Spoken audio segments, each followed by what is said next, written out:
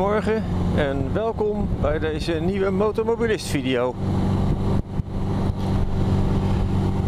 Het is fris weer. Het was vanochtend zelfs heel erg mistig. De mist is nu gelukkig wat minder.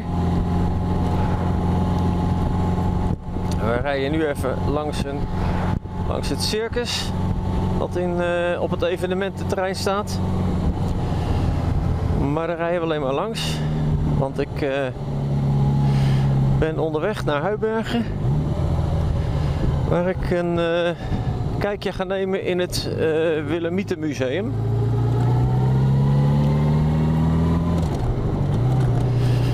Maar eerst gaan we een leuk ritje daarheen maken.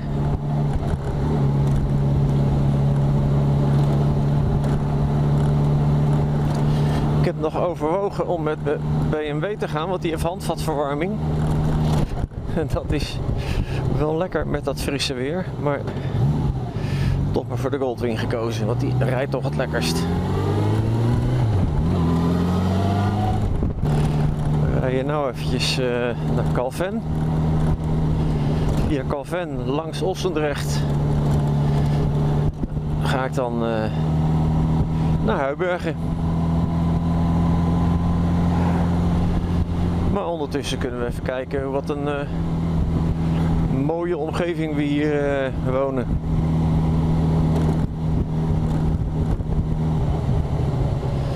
Zo, dan rijden we in het gehuchtje Calven.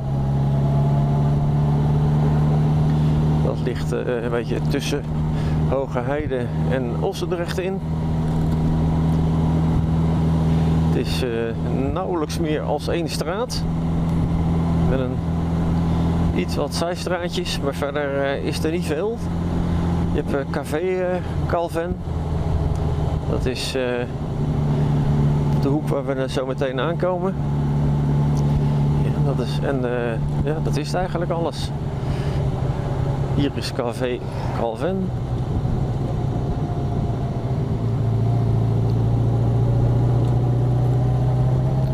Oh, je hebt drukkerij van Gorsel, die zit er ook nog. En je hebt natuurlijk de remise, dat is een vroegere tramremise, want vroeger heeft hier ook een tram gereden. En daar zitten de bouwclubs allemaal. Dus de clubs die de carnavalwagens bouwen van Hoge Heide hebben daar allemaal hun ruimtes. En daar zit ook het uitgiftepunt van de voedselbank voor de gemeente Woensdrecht.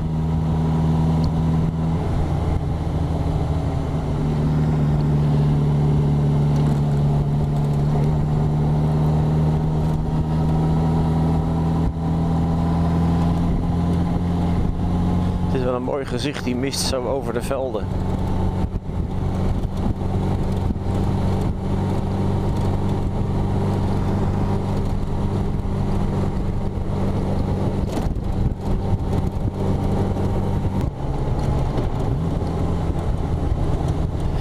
En we rijden Ossendrecht in. Maar ik ga Ossendrecht niet in. Ik rijd er alleen maar langs eigenlijk. Langs de buitenrand. Ik heb toch een beetje de indruk dat bij schokbrekers achter een beetje minder aan het worden zijn. Nou ja.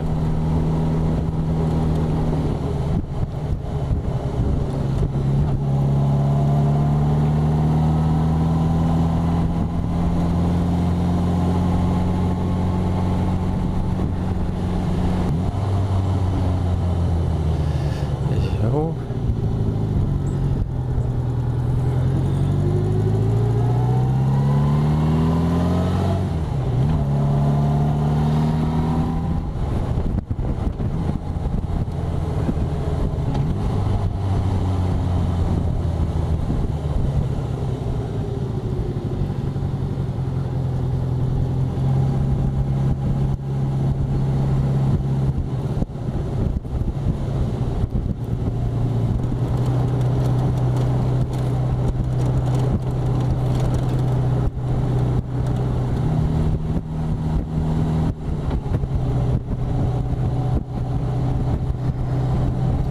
prachtig.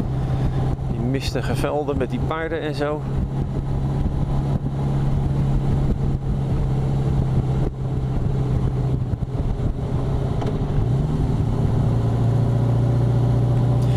Ja, dit is een gevaarlijke kruising. Daar ben ik al een paar keer als persfotograaf bij ongelukken geweest. Eén keer een tractor die op zijn kant lag.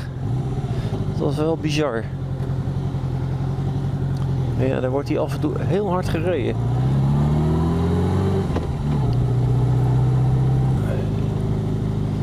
Een stukje onverharde weg. Helemaal dat het geregend heeft, dan is het een beetje modderig.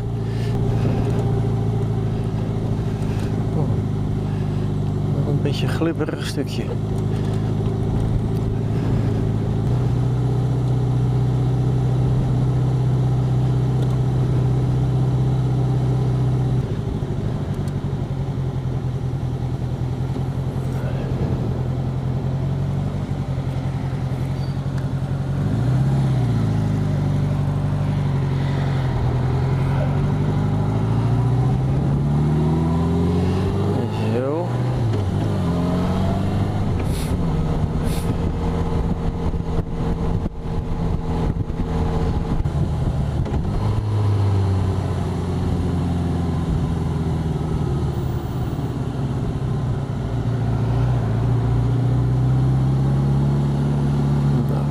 Gaat iedereen de andere kant op.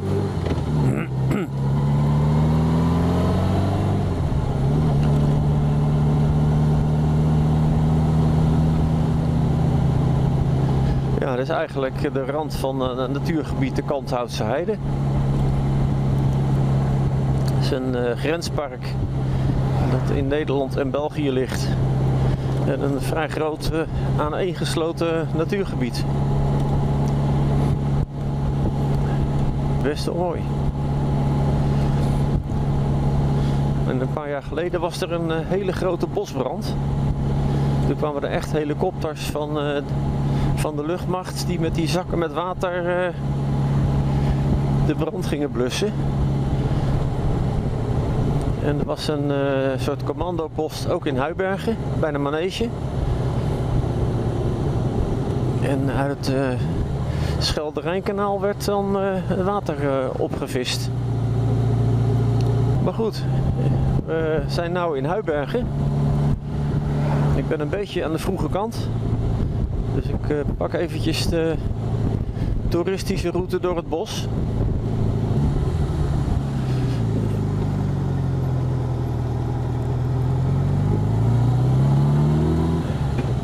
Ja, de kortste route was daar linksaf geweest.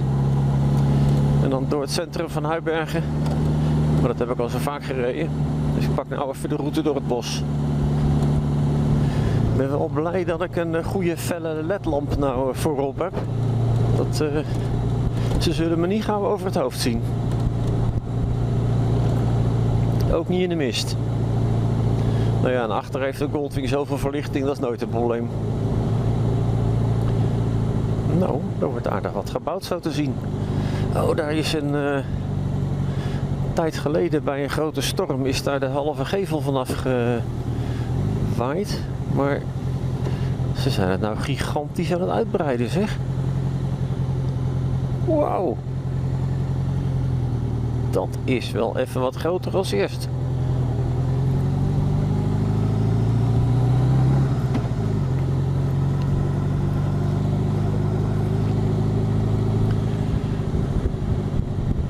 Oh jee.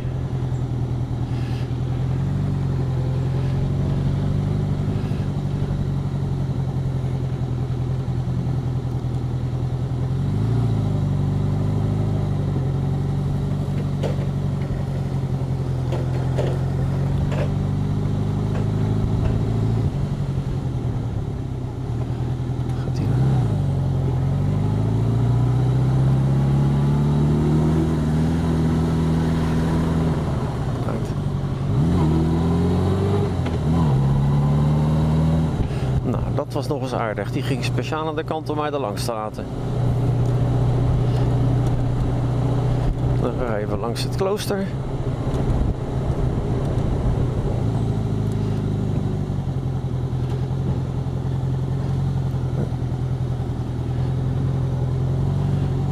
dan rijden we nu rechtstreeks naar het museum.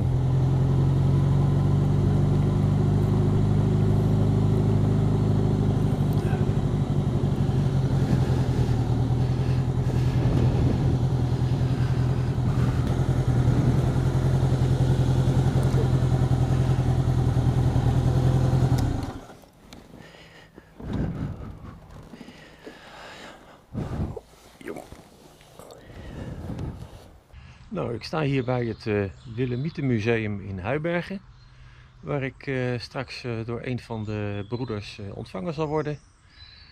En dan gaan we eens kijken wat we van allemaal van het museum kunnen laten zien. Ik ben broeder Bram Hommel.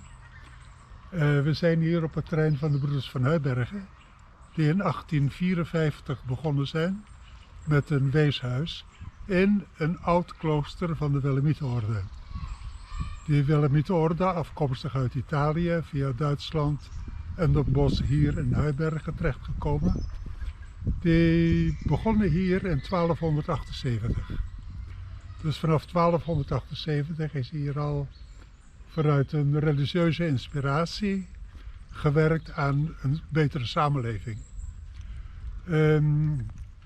Van die geschiedenis is gelukkig nog iets overgebleven.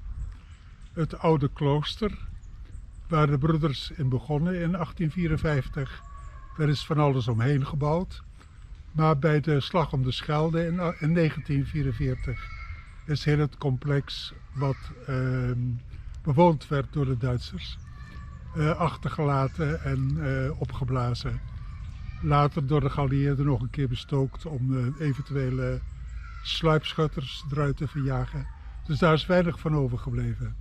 Wat er wel van overgebleven is, dat is dit juweeltje, vinden we zelf, het oude poorthuis van het Willemietenklooster. Er is veel mee gebeurd in de loop van de jaren. Vlak na de oorlog is het omgebouwd als school. Want ja, de broeders zijn een onderwijscongregatie. Er waren kinderen die moesten weer naar kostschool, die moesten les krijgen. En toen is dit omgebouwd tot school. Toen het nieuwe complex helemaal klaar was, is het gerestaureerd in de jaren 70. In 75 is het in gebruik genomen als museum voor de Willemieten. We zijn blij dat we het op deze manier ook in deze tijd, waar alsmaar kerken gesloten worden, toch iets van die religieuze inspiratie zichtbaar kunnen houden. En we hebben oude stukken, er ligt een missaal 1516, een doopvond, de 16e eeuw, 1500 zoveel. En die zijn hier in deze gemeenschap in Huibergen gebruikt. En dus het betekent ook wel iets voor de gemeenschap. En dat voelen we ook aan het aantal vrijwilligers wat zich inzet om dit museum draaiende te houden op allerlei manieren. Daar zijn we blij mee.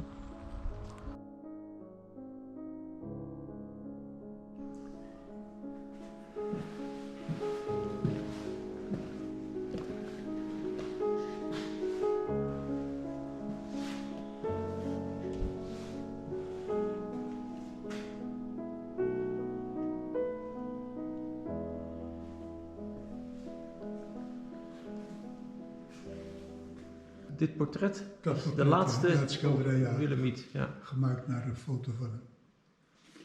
Het merendeel is afkomstig uit het klooster van de Willemieten. Ja, de meubels en dergelijke. Die meubels niet, die komen uit Breda. Er was een tehuis voor kinderen waarvan de ouders uit de ouderlijke macht ontzegd waren in de tijd. Die kist, dat is ook een kist van de oude van de laatste. Deze is dus uit het originele Willemietenklooster. Ja.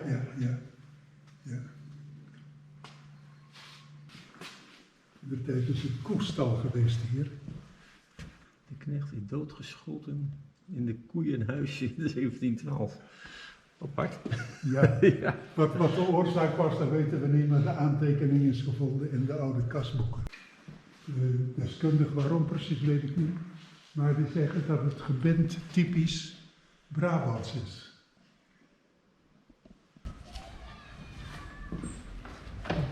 De andere helft van het gebouw.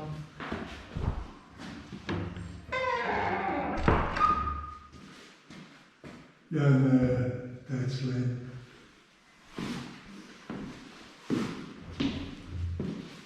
Ieder jaar is er een expositie voor kunstenaars uit de omgeving.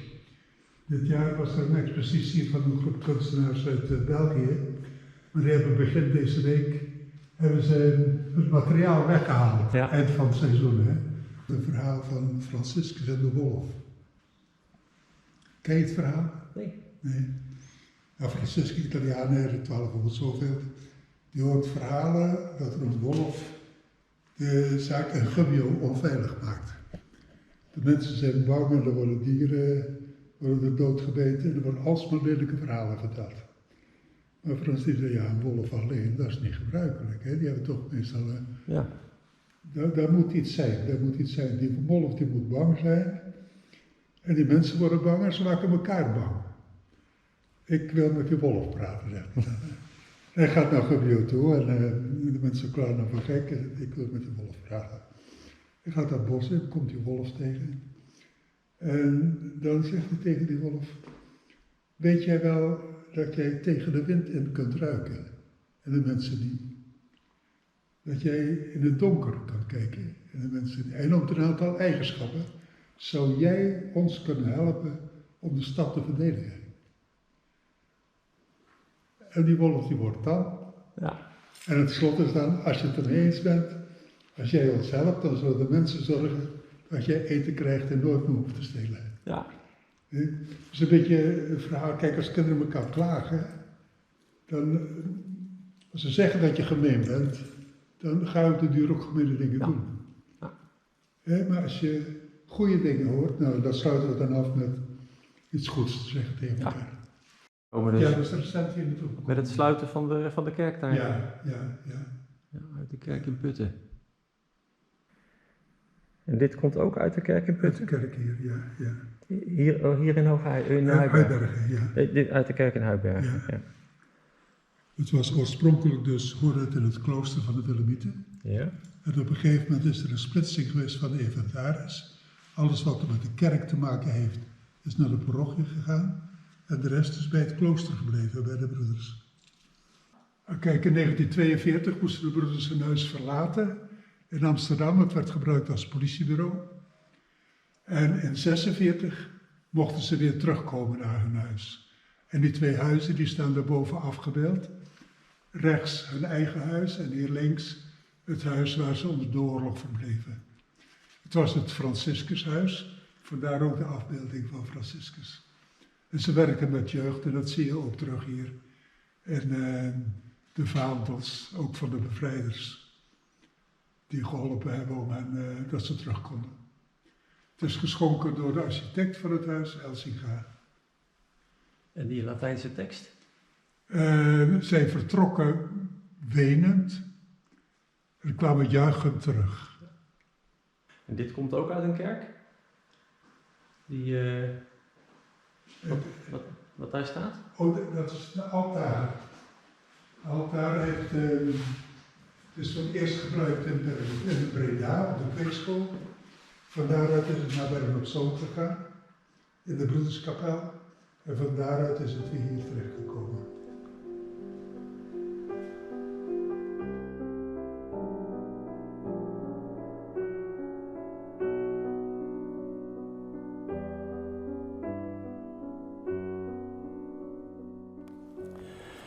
Zo, na deze interessante rondleiding door broeder Bram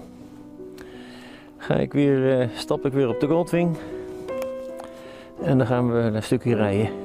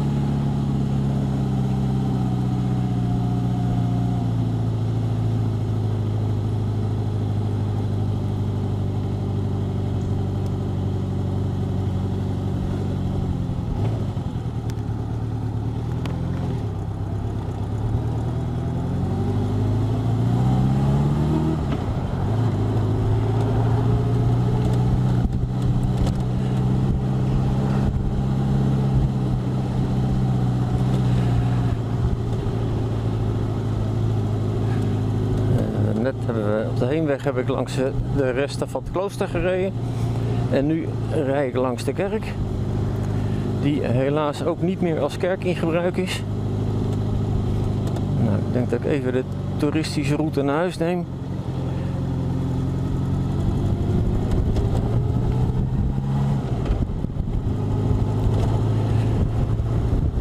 Maar het Willemietenmuseum is echt een mooi museum. Ik kan het iedereen aanraden. Ze kunnen er ook mooi over vertellen.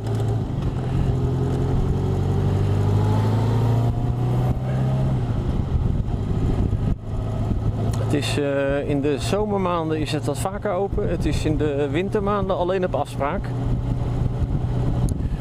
is een kwestie van een mailtje sturen en dan kan dat geregeld worden. Maar dat vind je allemaal op de website.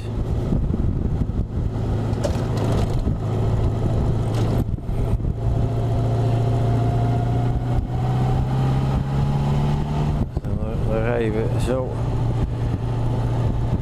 Huibergen weer uit.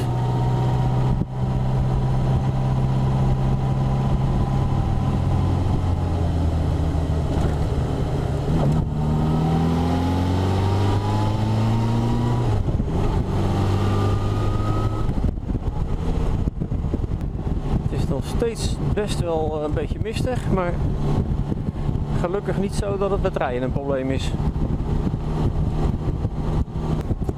Ik vond het erg leuk om deze video te maken. Ik hoop dat het minstens net zo leuk was om naar te kijken. Als je hem leuk vond, geef even een duimpje. Dan weten wij ook dat je het leuk vond.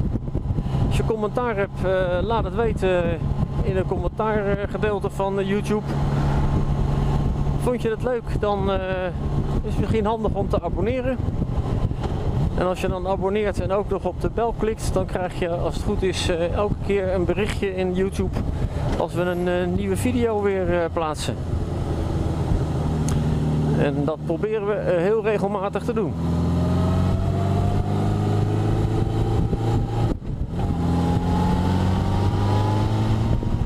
Dus dan zou ik zeggen, houdoe en tot de volgende video.